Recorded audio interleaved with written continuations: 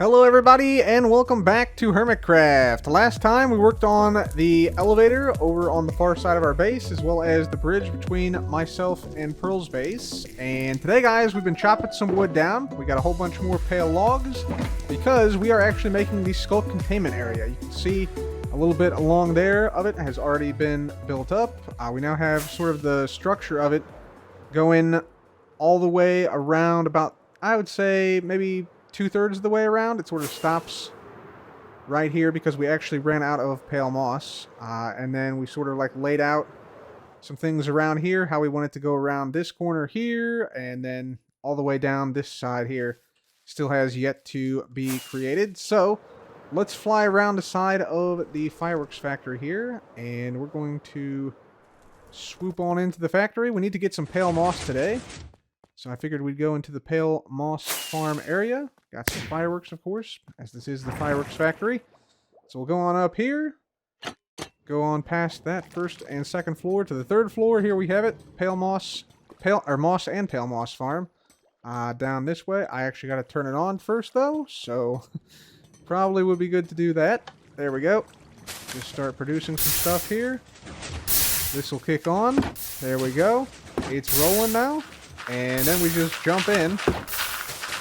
And yeah, let's just make sure we got some spots here to put the pale moss. We're going to throw in these birch saplings. We don't need those. We don't need those pale moss. Perfect. And there we go. So now we can start filling up everything here with pale moss just by walking along this. So we'll get a few more stacks of this pale moss here, and once we have enough, we'll go back out and start to build up the Sculk Containment Chamber. Alright everyone, so I want to show you guys how I'm building up the Sculk Containment Structure, because this is kind of the major project here at the base at the moment. In that, yeah, it's absolutely massive, requires, tens of thousands of blocks, and it's very useful for building any type of wall. At least I've found it useful. So the way I do it is, I first of all lay out individual blocks so that I can, determine if the doors are going to line up or not. So I've already done that. So I've spaced these out how I want them, so that I don't have to, tear everything down and rebuild it because I'm one block off. That's a very useful tip.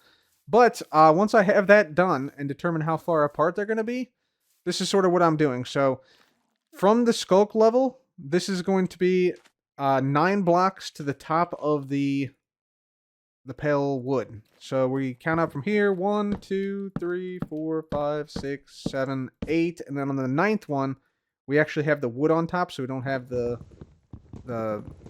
texture of the log. So just like that. And then what I do is I take some pale moss blocks and I go down so that there's 2 blocks of space between the moss and the wood. And then I go out 5 blocks and I make a 3x3 platform, and this is the platform from which we connect to the other platform. So you can see right now if I hit F3, I'm at 109 blocks in height, and if I fly over here, this is just 1 block more at 110. So I know that in this section, I got to go up 1 block, which is not bad, but sometimes, we know this is like how far it is from each pillar, so then we can just divide and see how many blocks we have to go over for each block we go up. But for this one, since it's just 1 block, we're just going to go like to the middle more or less, and then just go up here, and then just connect up like that. So that's pretty much all there is to that one. And then this section is now connected. We'll eventually come by and, widen this to be 3 blocks wide, and then widen this, and then widen this like this. And so this will come down like this, and like this, and like this. And this will form the top of our section here. This one particular section here is actually a little wider than normal. It's normally 11 blocks. I think this is 13 though. So then we go back to a normal one because we had to sort of fudge this one to make it work with the gate down there we'd already built. But then we just do the same thing here. So we come over here, and this one's going to be roughly 9 blocks from 2 blocks down, which means this is going to have to be like that. So it's 1, 2, 3, 4, 5, 6, 7, 8, And then the 9th one is going to be here, but I actually want to go up another one because this sort of dips down irregularly. So we're not going to have it dip too terribly here. And then we'll have this go down to here, out 5. And now we have a little bit of a bigger discrepancy here. So now we're at 106, and we know this is at 109, so it's 3 blocks. And of course, we'll build out our little 3x3 platform. And so then we just boost over here. Pretty sure this is 109. Yep, so it's 3 blocks, and we have 9 blocks of space, and we go up 3 blocks. So that means like every 3 blocks we'll go up 1. So we come in 1, 2, 3, up 1. 1, 2, 3. We'll go up 1 here. 1, 2, 3. And then finally, boom. It fits perfectly. So that's basically how you do that. And then you just do that for each section. So yeah, I'll continue to build this up, but hopefully that helps you if you're building any sort of like wall structure with the repeating pattern. Just nice to know how other people do it sometimes. So just thought I would share.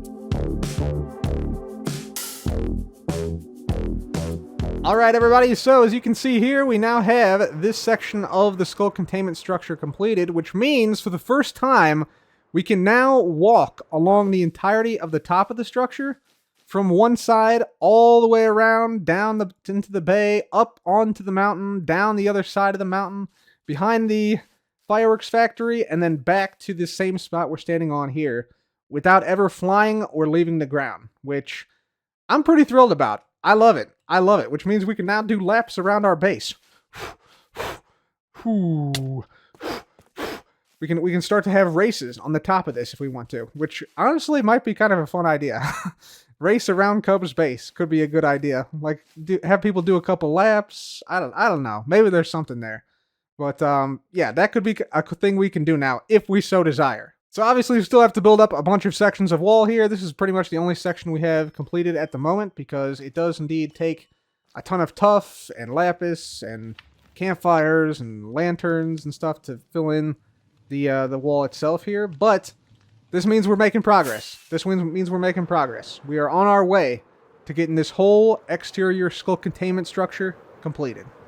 There we go. That's much better. That's much better. So now you can see the bridge, you can see the elevator down here, and you can see the containment structure now going all the way around the outside of the entirety of the base.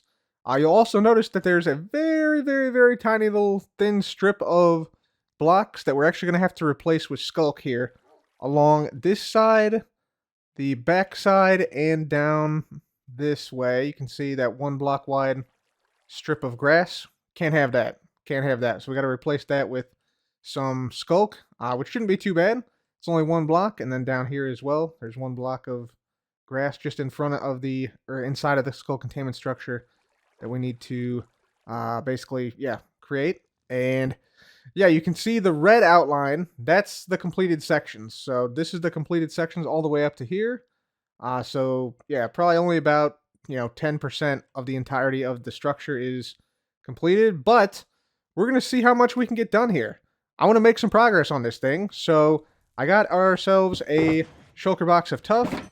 I believe we head on down to the 2nd floor. We have another shulker box waiting in here somewhere. Yep, there's another one, and maybe 1 more.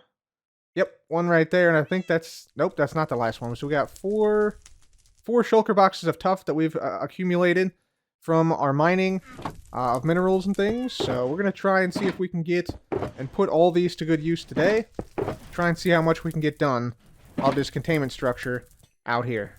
So at this point, we've already spent 1 live stream building up the next parts of the Sculk containment structure. Namely, we basically went around and placed down the base of all the pale oak log pillars you see around here with some tough brick stairs surrounding each and every one of these pillars here. May not seem like a lot, but with 6 stairs here, and then 2 stairs on either side surrounding, and then the tough brick on each side there, that's like 10, let's see, 6, 7, 8, 9, yeah, it's 10 tough bricks going into each and every one of these pillars, times several hundred pillars. You know, that adds up to several thousand tough brick and tough brick stairs. But the rest of the tough bricks are for this next part, which we're going to start right now, actually. And that is, we're going to have some tough bricks on the top and bottom. So basically, there's going to be tough bricks here. This is going to support the fences and the walls and the lanterns that go along the top bit of the structure. And then, of course, we need the bottom, which is going to have at least one layer of tough bricks here.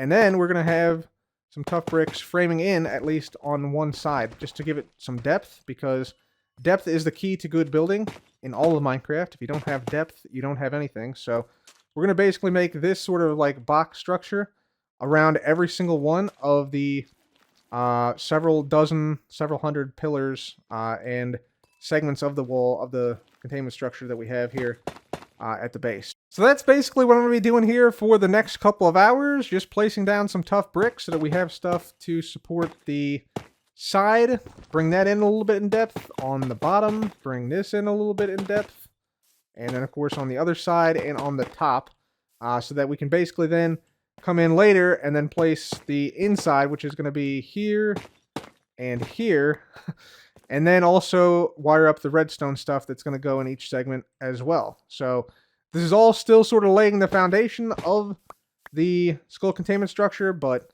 yeah, this is going to help out massively, especially if we can make it with just the amount of tuff we have in our inventory in these shulker boxes.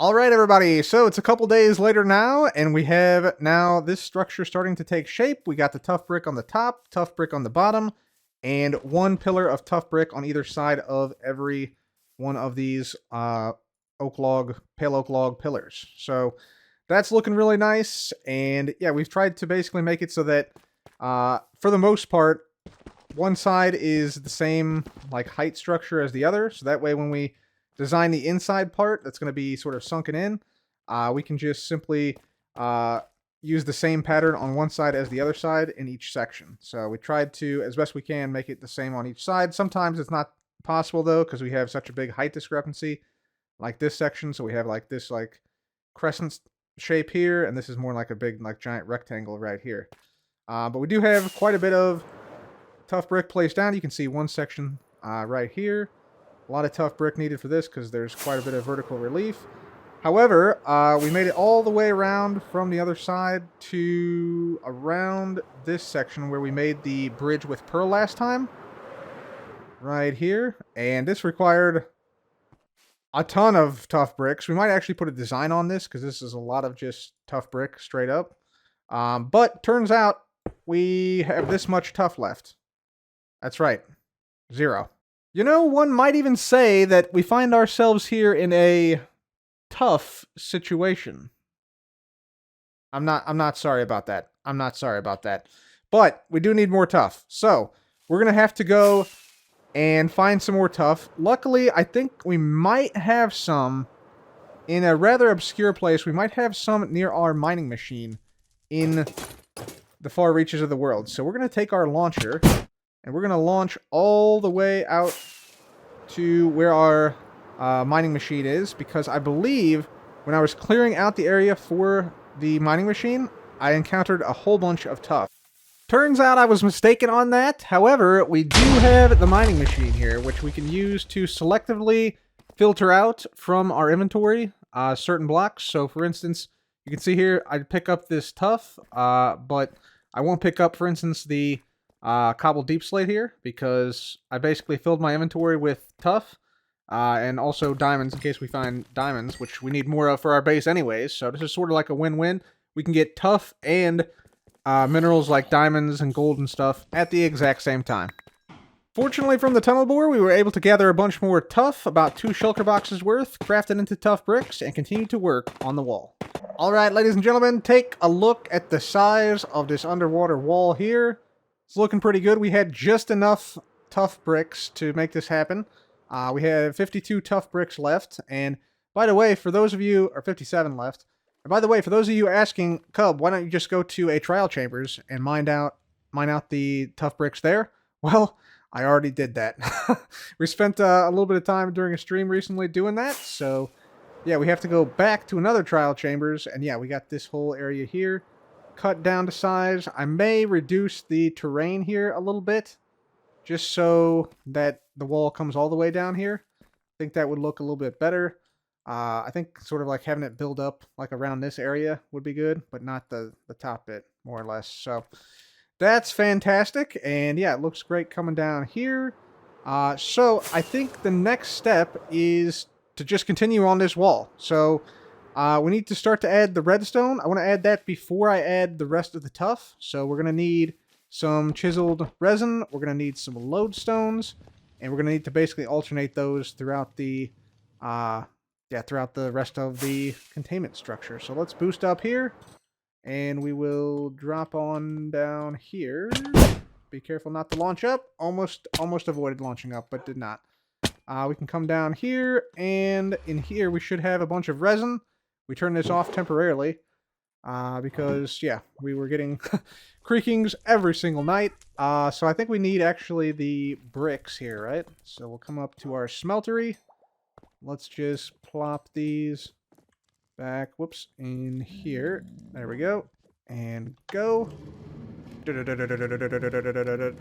smeltery's on. Very nice. While that's going, let's get ourselves some... let's get ourselves some stone bricks. We can put these in the stone cutter. Make those into chiseled stone bricks. And then all we need is iron here, which we have plenty of. Over here.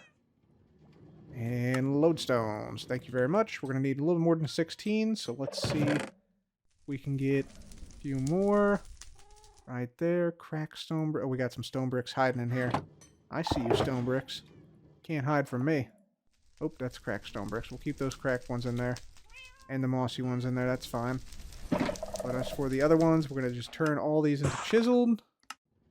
Oh, hello. There we go. That one. That one. That one. Chiseled tough. Oh, those are tough bricks. Oh, we had extra. Those are... There we go. Okay. Chiseled stone. I thought I had... Yeah, chiseled stone. Nice. Okay. And then lodestones out of all those. Look at that. 54 lodestones. That easy. This would have taken like an hour. Just like the last version. So, that's awesome. We got our resin flowing on in. That's awesome. Let's grab those. And I think that actually was perfect timing. Those are actually done now. Let's turn this off. Bada boom. I think that'll be fine. Yep. Alright, very good. And we got some... Can we put this in here, actually? No. We need some resin bricks, like this. And then we need some slabs. And now I think I can put them in here, right? Slabs make the resin. Yep, there, chiseled resin bricks. Very nice. Okay. Perfection. All right, let's go around, and along the top of these, we're just going to do this, basically. So we're going to freeze and tear at the site of the creaking. We're going to walk backwards, place down resin bricks like that. Then lodestone, dodging and weaving some tridents as well. And up here, we'll put the next one, which is going to be a lodestone. Bam, right there. Then the resin bricks. And then we'll just alternate these. Lodestone. Resin bricks. And then just keep doing this all the way around the entirety of the outside of this structure. Alright, chiseled resin bricks and lodestones are now all placed down in an alternating pattern around the outside of this structure. And now we're going to start a little bit thinking about the redstone that goes in the wall of this structure. So we're going to start over here with the blocks themselves. Right now we currently have buttons that toggle the creaking hearts on and off with this dark oak button, and we have some fireworks that shoot off whenever you press this stone button here. Kablam. There we go. So I want to standardize these because having different buttons for different blocks, not the greatest. And also, I was just thinking it could be cool potentially if we, instead of having buttons, if we had pressure plates like this, and especially like on these firework ones, there was a pressure plate.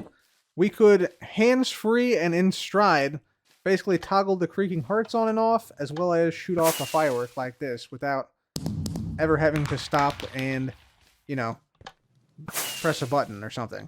That is kind of a cool ability. Now, I thought about maybe some stone pressure plates, which look really good with the lodestones, but not so good with the creaking heart, the resin heart, the chiseled resin bricks, rather, with the creaking on it. But then I thought maybe this mangrove pressure plate with the mangrove wood could look really nice, and I think it does. I think it looks good on the lodestone, and if we pop it off here, it also goes pretty well with the creaking heart because it makes it a little darker. It's a little bit like a reddish orange here. So I think that this mangrove pressure plate will actually work quite nicely for the purposes of launching fireworks and allowing us to do this in stride, basically launching fireworks as we go across the entirety of the wall. So that'll be great. So let's get a whole bunch of these mangrove pressure plates, place them down on top of every one of these resin bricks and of these lodestones.